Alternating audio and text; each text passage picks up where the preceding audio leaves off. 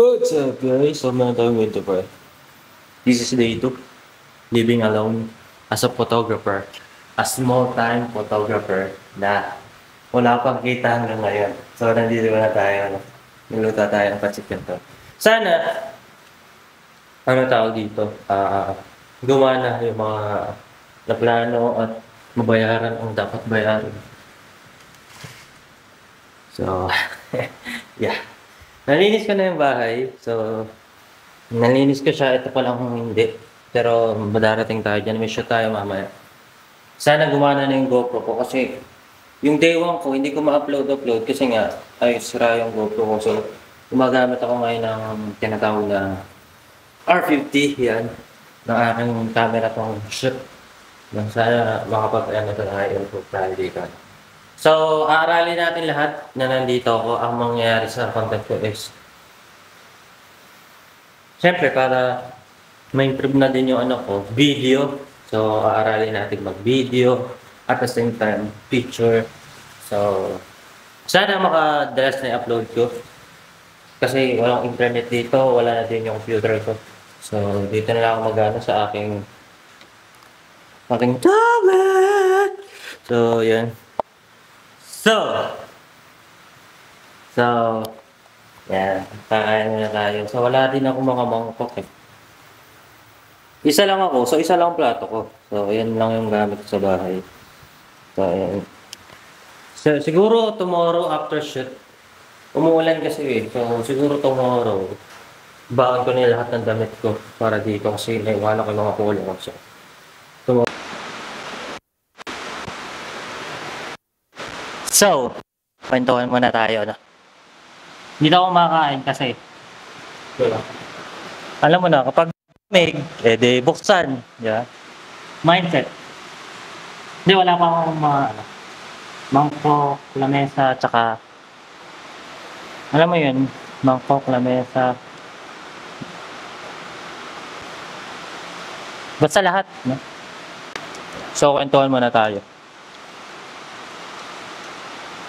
Napalipat ako dito sa bahay na to kasi gusto kong i-test yung ko na kasi alam mo yun, kapag yung age kasi natin is 25 years old, no?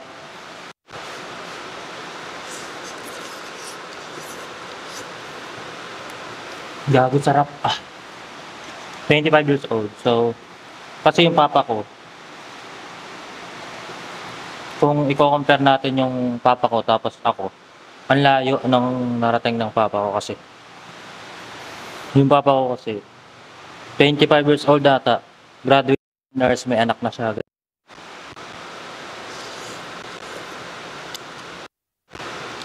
Kasi ako ngayon pa lang sisimula. So, yun. Buti na lang na discover ko tong photography. At papalawigin pa natin ang ating magagawa in the near future. Ilang dapat photography. Ngayon nag-iisa na ako, mas focus na ako sa mga gusto kong gawin at saka may kasama, kaso hindi rin naman si mama dun sa bahay. So, mas okay na magsarili lang ako ulit. Yun. Tapos ngayon, mamaya may shoot ako alas 3. Malapit lang naman sa Labak. Ngayon gantong umuulan, so bagong experience sa akin na mag-shoot ng umuulan. So, kadalasan ng shoot ko, bagong experience sa akin kasi almost 3 months pa lang ako nagpo-photography. Ang dami ding bayarin pero awa naman ng Diyos ay nakaka-survive.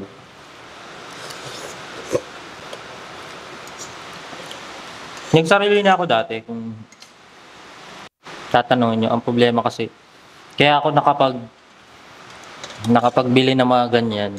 May binenta kasi akong mga gamit para makapagsimula ako ulit. Sana next month, maraming magpabook.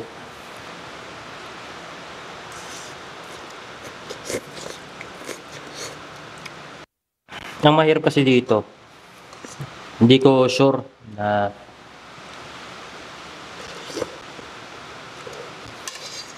hindi ko sure yung ilang magpapabook next week, mga ganun. Ano, may ka ba? Kaya ang bala ko ngayon is makahanap ng ibang pagkakakitaan. Gusto ko maging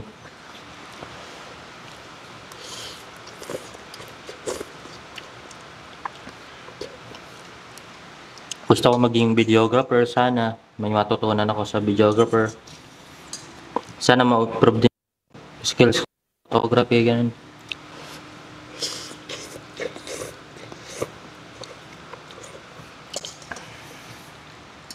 Nakakatuwa din kasi nung una, akala ko, ano nangyari kasi is, security guard ako nung una. Hindi ka naman sa inaano yung security guard, talagang mababa ang tingin ng tao sa security guard. Lalo na kapag mayabang na boss, katapat mo ganun. One time, nangangarap ako bumili ng kasi sa Bulacan kasi. So, tahimik lang. Tapos ang babait ng tao, ganun. Sabi ko, doon na lang ako titira. Tatanong ako ng lupa. Tapos sabi nung boss ko sa akin, ano tawag dito? Baka security guard na yung anak ko. Security guard na magiging anak ko, hindi pa ako nakakabili ng lupa. Ayun ang sabi sa akin.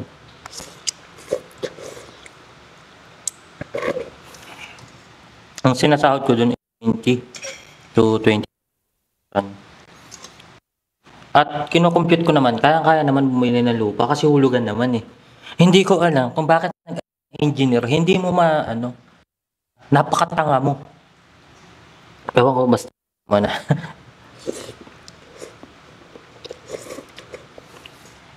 Isipin mo, hindi naman ako magastos. Di ba? 5,000 kaya akong pagkasya ng isang buwan, tas 15. 15 pang bayad ng lupa buwan-buwan. 3,000 nga lang kinukuha ko per month. Pero yaman na, mayroong mga bagay na hindi mo talaga mapapag-usapan na, respeto. Kasi, hindi ko alam.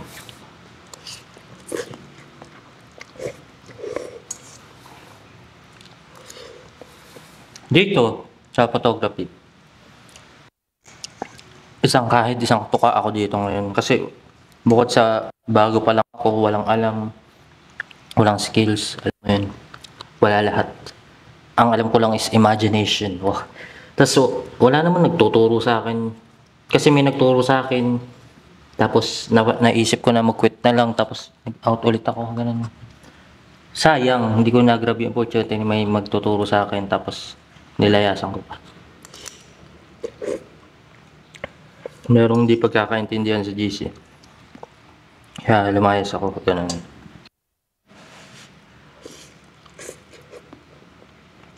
Ngayon, ang hirap ngayon na itong bahay, tubig, sabihin na ang tipid ko 250, kuryente siguro 500, tapos so 2,500, ay binabayaran ko 6,000 every month sa camera kasi hinulugan ko yan. So, yun na, 8,250 ang babayaran ko per month. Pangkain ko pa, wala pa doon. So, kaya nga bumili ng isang tray na itlog, tsaka isang sakong bigas hanggat may pera pa ako. Ngayon, pera ko pa lang is 3,000. Sana may magpabook pa para makabayad ako ng hulugan ko buwan-buwan sa camera.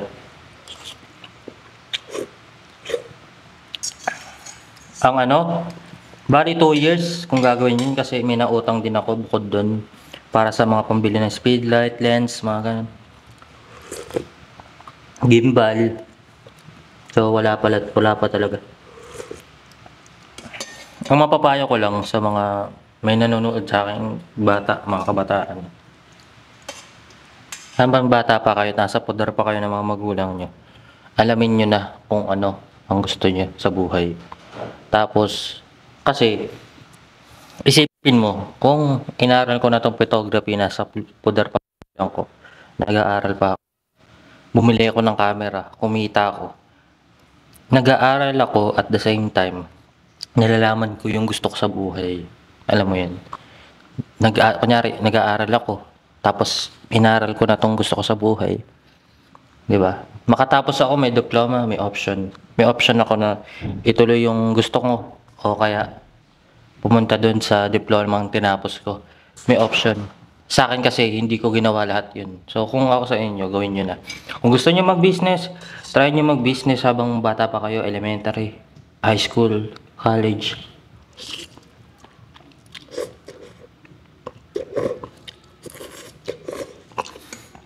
Kasi alam nyo kung bakit. Kasi kapag ginawa nyo yun, matapos man kayo o hindi, meron kayong option na ituloy yung ginagawa nyo kasi kumita na kayo eh. Magkamali man kayo, nagkamali na, natuto. Hindi kagaya ko na ang tanda ko na bago ko nagkamali. Ganun. So, ngayon pa lang ako nagbabawi. Ngayon ko pa lang inaano yung gusto ko sa buhay. Pero kung dati ko pa ginawa to, pre, baka siguro dalawa na yung camera ko, ganun. Marami nang mali yung nagawa ko.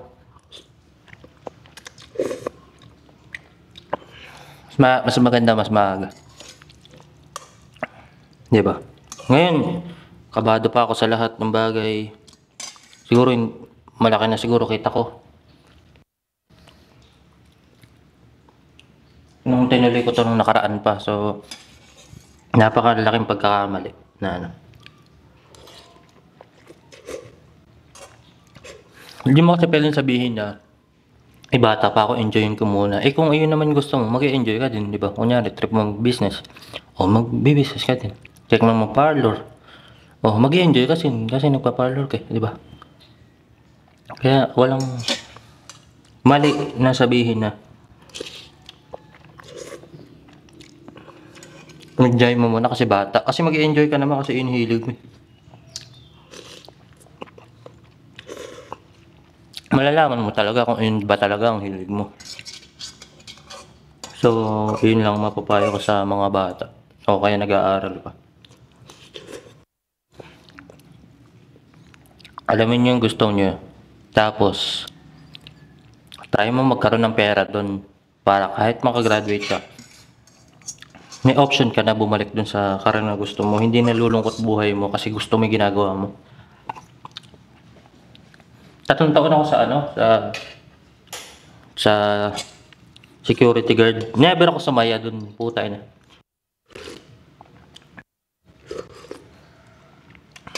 Never ako sumaya kasi masaya naman siguro ang trabaho pero yung mismong gagawin hindi talaga. Nakatambay ka maghapon.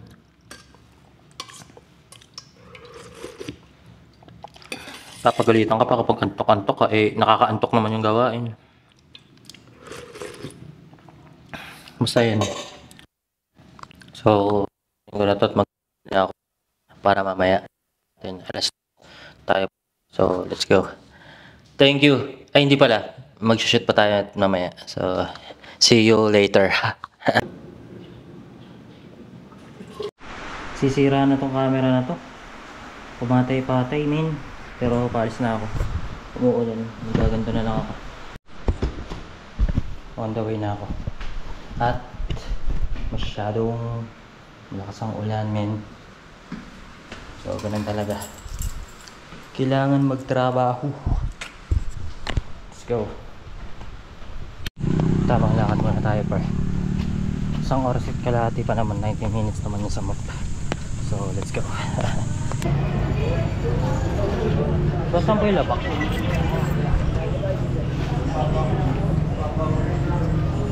Saan po yung labak po? Labak.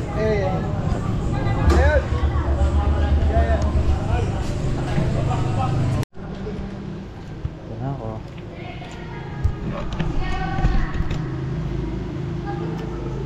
Simbahan na naman si tanga. Shit. medyo challenging kasi hawak ko yung ano, yung etong payong tapos magpipicture ako. So challenging is real. Wow.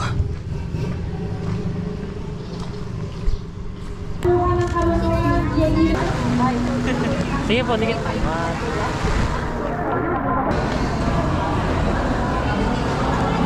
Ito.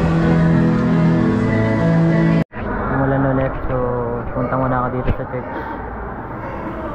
Baka masira pa yung camera ko. Shit.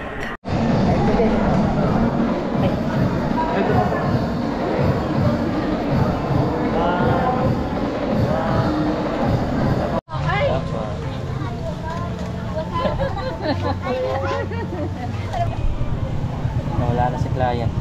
Konti lang yan. Thank you po. Nawala na yung customer ko.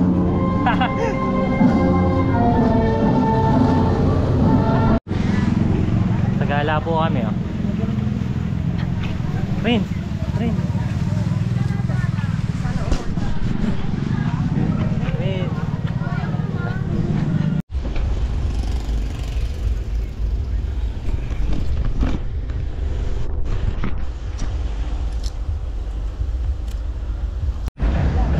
Uwi niya. Hindi ko alam kung paano pumunta sa bahay ko kasi hindi ko alam kung paano sumakay doon kasi wala namang madalang tricycle doon. So gagawa tayo paraan o kaya lakad. Kakatakot. Ay nako, ba't ba na mali pa ng daan yung tricycle? Pagdating mo doon sa dulo, kakaliwa ka. Tapos kakanan. Kanan, dire-diretso. Papunta doon, maglakad ka na, malapit lang lakarin, may payungan man eh. Sige pa, tingin pa. Oh, may nang-init din. Ang ano, ang dilim pre. Shit!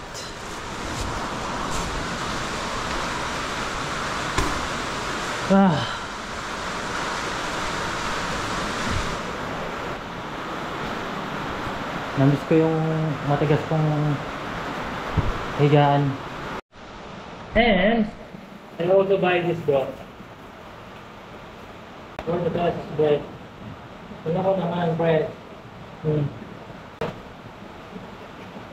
Ito naman isa, mukhang Uniqlo ang datingan pre. Ang isa.